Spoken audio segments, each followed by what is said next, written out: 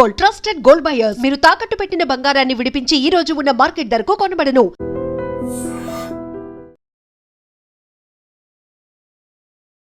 నమస్తే రమగారు. నమస్తే జయ. రమగారు, మనశ్శాంతి ఎక్కడ లభించును, ఎలా లభించును? మేము అమ్ముతాం, కొనుక్కోండి. అబ్బాబ్బా ప్లీజ్ రమగారు, అందరికి అమ్ముతాను నేను కూడా మీ దగ్గర నుంచి కొని. ఎట్లా రమగారు, అసలు ఈ ప్రశ్న చాలా మందిలో వింటుంటామండి. మనశ్శాంతి లేదు, అస్సలు మనశ్శాంతి లేదు. పెద్ద నుంచి చిన్నదాకా ఇదే మాట. మనం కోల్పోయాం మనం.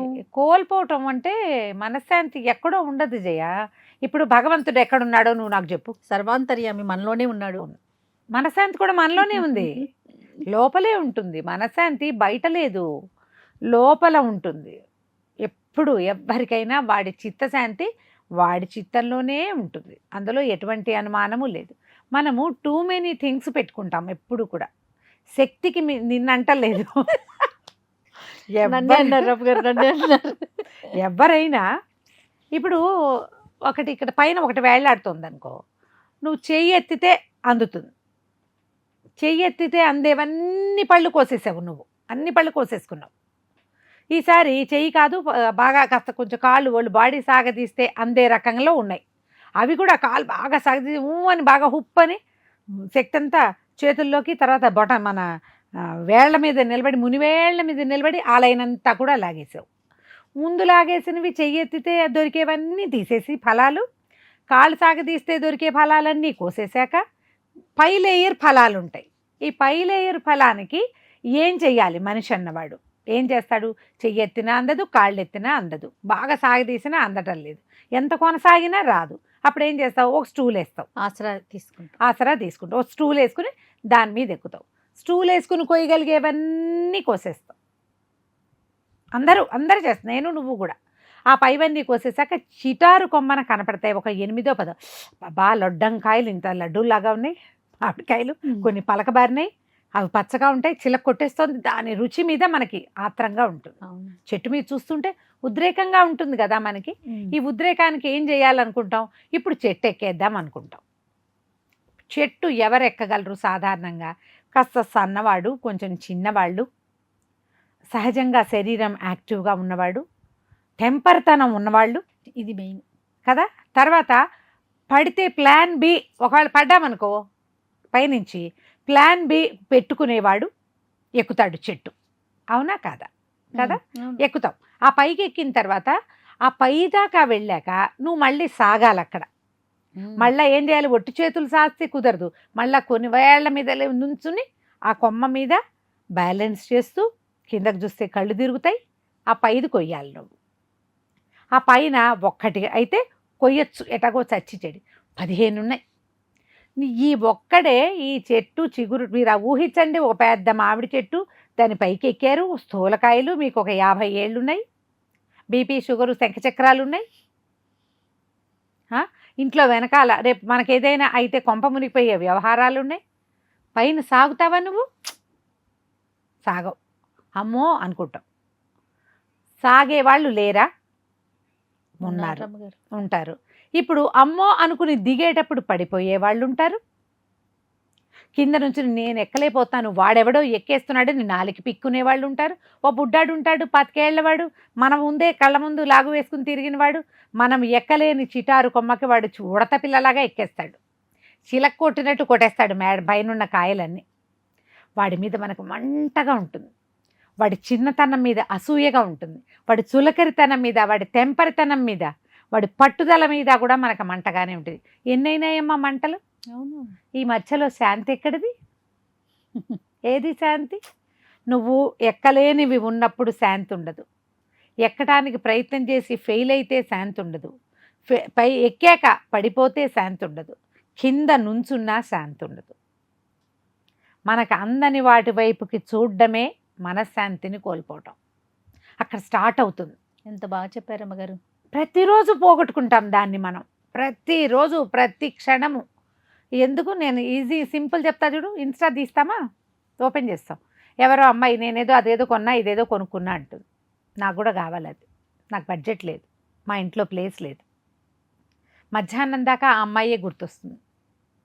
చూసినప్పుడల్లా నా హిస్టరీ నేనే బొమ్మలు చూస్తానో ఆ బొమ్మలేగా మళ్ళీ మళ్ళీ ఇంజన్ ఇస్తుంది. అవే వస్తువులు కనపడుతుంటాయి. ఎంత మనశ్శాంతిని కోల్పోతాను జయ. ఇంతకీ ఏమిటి, మన దగ్గర డబ్బులు లేవు, మనకు ఆ వస్తువు అవసరం కూడా ఉండదు, కానీ అది కొనుక్కోవాలనిపిస్తుంది. ఇలా కొంత మనశ్శాంతిని పోగొట్టుకుంటాం. అక్కడి నుంచి మన పిల్లల మీదో, భర్తల మీదో, లేకపోతే భార్యల మీదో, కుటుంబం మీద ఒక ఎక్స్పెక్టేషన్ ఉంటుంది. ఎప్పుడు ఎక్స్పెక్టేషన్ మన బతుకంతా. వాళ్ళు మీట్ అవ్వరు. అది మన పక్కింట్లో వాడు మన ఎక్స్పెక్టేషన్ మీట్ అవుతాడు. వాడిని చూసినా మనకి మనశ్శాంతి ఉండదు. ఇప్పుడు ఇదంతా ఎక్కడుంది? ఈ మనశ్శాంతి పాటు ప్రపంచంలో లేదు, మనలోనే ఇక్కడుంది. మనలో మనం, మనతో మనం ఉండగలిగితే మనశ్శాంతి ఉంటుంది. వండర్ఫుల్. మన లోపల వెతికితేనే మనశ్శాంతి ఉంటుంది. ఇప్పుడు ఇది చూసావు, ఎంతో వంశవశ అని పక్కకి తిప్పేస్తే ఏముండదు, కావాలి అనిపిస్తే వస్తుంది. మళ్ళీ మళ్ళీ అవే కనపడుతుంటే మళ్ళీ వస్తూనే ఉంటుంది. ఇంకా అది ఇక నువ్వు అది నాట్ ఇంట్రెస్టెడ్ కొట్టేసావంటే ఇక అది రాదు. నాట్ ఇంట్రెస్టెడ్ అని కొట్టలేవు. ఏమిటి ఈ మనిషికి, ఆ అమ్మాయికి ఏముంది, నాకు ఎందుకు లేదు, నేను ఎందుకు చేయలేకపోతున్నాను, వీళ్ళు ఎందుకు చేయగలుగుతున్నారు, ఎవరి వల్ల నేను ఇది కోల్పోయాను. మా అమ్మ నాన్న నన్ను సరిగ్గా చదివించలే, చిన్నప్పుడే 2 చితకొట్టి స్కూల్లో చేర్పించాల్సింది, మంచి స్కూల్లో, లేదా మంచి స్కూల్లో చేర్పించలేదు, మంచి కోర్సు చేయించలేదు, నాకు అవకాశం ఇవ్వలేదు, అందుకే నేను ఈ ఎత్తుకు ఎదగలేకపోతున్నాను, వాళ్ళు ఎదిగిపోయారు. శాంతేది సౌఖ్యం. ఇప్పుడు ఇక్కడ ఉన్న 4 మనకున్న ఈ జీవితం ఏదో కొన్ని ఇస్తుంది మనకి, వీటి మీద అన్నిటి మీద డిస్సాటిస్ఫాక్షనే ఉంటుంది. ఈ ఉన్న వాటితో సాటిస్ఫై అవ్వటం కానీ, వీటిని బెటర్ చేసుకోవటం కానీ మనం చెయ్యకుండా దీనికి కారణాలు వెతికి శాంతిని పోగొట్టుకుంటాం. ఎప్పుడో చచ్చిపోయిన నాన్న, ఇంకా ఏదో మనకు వెనకాలే బతికిడుస్తున్న అమ్మ ఏం చేస్తారమ్మా, ఏం చేయలేరు. పోనీ నిన్న నువ్వు చదువుకొని రోజుని ఇవాళ మార్చగలవా? ఇప్పుడేం చేయగలవో చూస్తావా? నువ్వు చూడవు. ఇప్పుడేం చేయగలవో గనక నువ్వు చూసావంటే కొత్తవి చేస్తూ ఉండి, డెవలప్ అవుతూ ఉండి, బెటర్మెంట్కి వెళ్తుంటే శాంతి వస్తుంది. అది ఎవరు చేస్తారు? ఆ చేసే కొద్ది మంది చిత్తశాంతితోటి ఉంటారు. పూర్వం దేవతలు, వాళ్ళకు కూడా ఇవన్నీ రకరకాల వ్యవహారాలు ఉండేవి. బోళ్ళంత మంది దేవతలే ఉండేవాళ్ళు. మొత్తం ప్రపంచం అంతా సృష్టించారు. సృష్టించాక ఏమనుకున్నారు, చాలా విషయాలు ఉన్నాయి, ఇవన్నీ పంచుకోవాలి, ఇదంతా కుప్పకుప్పగా పోసి మనమంతా ఈ రకంగా చేస్తున్నామని అన్ని విషయాలు పంచుకున్నారు. పోర్ట్ఫోలియోలు ప్రతిదీ పంచుకున్నారు. ఒక్కొక్క దేవతకి 2-3 పోర్ట్ఫోలియోలు కూడా వచ్చినాయి. ఒకటికి 3, ఒకటికి 4 కూడా వచ్చినాయి. హ్యాండిల్ చేస్తారు. అట్లా అన్నీ చేశారు. మొత్తం విషయాలన్నీ పంచుకున్న తర్వాత ఒకే ఒక్క విషయం మిగిలింది, మనశ్శాంతి. మానవులకి కొన్ని ఇవ్వాలి, కొన్ని ఇవ్వకూడదు. ఇంకా అప్పటికి మానవ జాతి అప్పుడే పుట్టింది. దేవతలు అన్నట్టు సరే పోని దీన్ని తీసుకెళ్ళి కొండల మధ్యలో పెడదాం అనుకున్నారు. ఒక దేవత చెప్పేట, మానవుడు రేపొద్దున చాలా గట్టివాడు అవుతాడు, వాడు అన్నింటినీ తవ్వేస్తాడు, బుల్డోజర్లు పెట్టి వాళ్ళు చేయబోతారు రేపొద్దున, కాబట్టి ఈ కొండల్లో దాచిన మనశ్శాంతిని వాడు తీసేసుకుంటాడు. మనశ్శాంతిని పంచుకోలేకపోయారు. దాన్ని ఎక్కడైనా దాచిపెట్టాలి ఆ పోర్ట్ఫోలియోని. అది దేవతల పదార్థం అనమాట, బ్రహ్మ పదార్థం మనశ్శాంతి. అక్కడి నుంచి కాదు, అట్లా కాదు, మన సముద్రంలో పెడదాం. సముద్రంలో పెట్టినా కూడా వీళ్ళు సబ్మెరైన్లు అవి ఇవి వేసుకుని వెళ్తారు భవిష్యత్తులో మానవులు, అప్పుడు కూడా తీసేస్తారు. ఆకాశంలో దాచిపెడితే వీడు విమానాలు, రాకెట్లు వేస్తాడు. చంద్రుడిలో దాచిపెట్టినా అంతే, మార్సులో దాచిపెట్టినా అంతే. సో ఇప్పుడు ఏం చేయాలి? అప్పుడు ఒక కుర్రదేవుడు చెప్పేట, చాలా సింపుల్, ఈ మనశ్శాంతి అనే బ్రహ్మ పదార్థాన్ని మానవుడి మెదడులో పెడదాం. వాడు ఊరంతా వెతుక్కుంటాడు కానీ తనలో తను వెతకడు, కాబట్టి ఎప్పటికీ వాడికి ఇది దొరకదు ఈ బ్రహ్మ పదార్థం అని చెప్పాడు. చక్కగా తీసుకొచ్చి దేవతలు మనశ్శాంతిని, ప్రతి మానవుడి మనశ్శాంతిని వాడి అక్షరాల మనసులోనే, వాడి మెదడులోనే నిక్షిప్తం చేసేసారు. కాబట్టి ఇప్పుడు ఎక్కడో బయట వెతికితే ఏమవుతుంది? బయట వెతికితే మీకు ఫుడ్ దొరుకుతుంది, గాలి దొరుకుతాయి, అన్నీ దొరుకుతాయి. బయట వెతికితే మనశ్శాంతి దొరకదు. ఆ ప్రవచనాలు వింటామని అక్కడ పరిగెడతాం, విన్నంతసేపు బాగానే ఉంటుంది, విక్రమార్కుడు సింహాసనం లాగా. దాని మించి దిగ్గానే మళ్ళీ స్టార్ట్. ఇంటికి వచ్చేసరికి బాధలు వచ్చేస్తాయి కదా. లోపలికి ప్రయాణం చేయండి, మనలోకి మనం. ఈజీ మెథడ్ ఏంటంటే, చాలా స్ట్రెస్ఫుల్గా ఉంది అన్నీ పక్కన బారే, కళ్ళు మూసుకుని కూర్చోండి 5 నిమిషాలు, ఒక గ్లాస్ మంచినీళ్ళు తాగేయండి, ప్రశాంతంగా ఉండండి, అంతా బాగుంటుంది. నేను అన్నీ సరిగ్గా చేస్తా, టైం తీసుకుని చేస్తా, నేను స్ట్రెస్ లేకుండా ఉంటా, నాకు అది లేకపోతే నేను ఇది చేయగలుగుతా అని మిమ్మల్ని మీరు నమ్మండి. మీ లోపలికి తొంగి చూడటం నేర్చుకోండి. దానికి ఒక 3-4 పద్ధతుల్ని వాడుకోవచ్చు. ధ్యానం అన్నిటికంటే ముఖ్యమైనది. స్పిరిచువల్ రిలాక్సేషన్ అంటారు. సూపర్. కళ్ళు మూసుకుని ధ్యానం చేయటం. ధ్యానం చేయండి, మీ ఇష్ట దైవాన్ని చేయండి, మీకు ఇష్టమైన వాళ్ళని గుర్తు చేసుకోండి, చిన్నప్పటి ఇష్టమైన ఒక విషయాన్ని జ్ఞాపకం చేసుకోండి. మీకు ఏదో డయాబెటీస్, ఇష్టమైన స్వీట్ తయారు చేసుకుంటున్నట్టు తింటున్నట్టు ఊహించండి కాసేపు. మెడిటేషనే అది అంతే. కూడా. దానివల్ల మనశ్శాంతి ఆటోమేటిక్గా దొరుకుతుంది. ఇది నేను చేయగలను అని మిమ్మల్ని మీరు నమ్మండి. తప్పకుండా. అప్పుడు ఆటోమేటిక్గా మనశ్శాంతి వచ్చేస్తుంది. సూపర్ రమ్మ గారు, ఎక్సలెంట్. నమస్తే. నమస్తే. And for more videos, Please subscribe to iDream. Please subscribe to iDream. Please subscribe iDream. And please subscribe to iDream. For more videos, subscribe to iDream. please like, share and subscribe to the channel. Congratulations, iDream. Subscribe to iDream. Subscribe to iDream. So subscribe to iDream Media.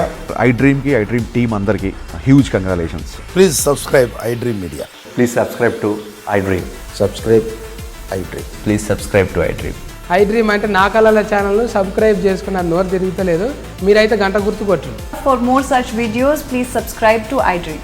Subscribe to iDream. Please subscribe to iDream. Please subscribe iDream Media. Please do subscribe to iDream. Please subscribe to iDream Media. For best entertainment and information, please subscribe iDream. And don't forget to subscribe to iDream.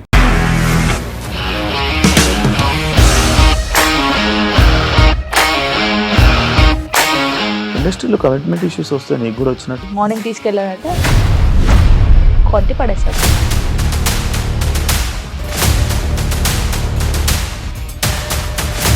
ఒక్కళ్ళు కూడా చూడలేదు ఈ cinema అని చెప్పడానికి కూడా చాలా ధైర్యం కావాలి. అది నిజం కదా, దాంట్లో ధైర్యం ఏంటి? ఇది నెక్స్ట్ డే ప్లేట్ మార్చేస్తే తప్పు కదా. As of now, we are comfortable this అని నేను అనుకుంటున్నాను. రష్మిక గారిది మీది ఒకే ఊరంట కదా? నీకు కోపం వచ్చిందంటే బాగా తిట్టేత్తరా? తిట్టేద్దామండి. నిజంగా గేమ్ ని ఎలా చేంజ్ చేయగలిగారు? ఏపీఎస్ఎఫ్సి వాళ్ళకి 6 నెలల్లో నేను 6 లక్షలు కట్టా. బిజినెస్ చేయాలనుకుంటే it is as difficult as riding a tiger.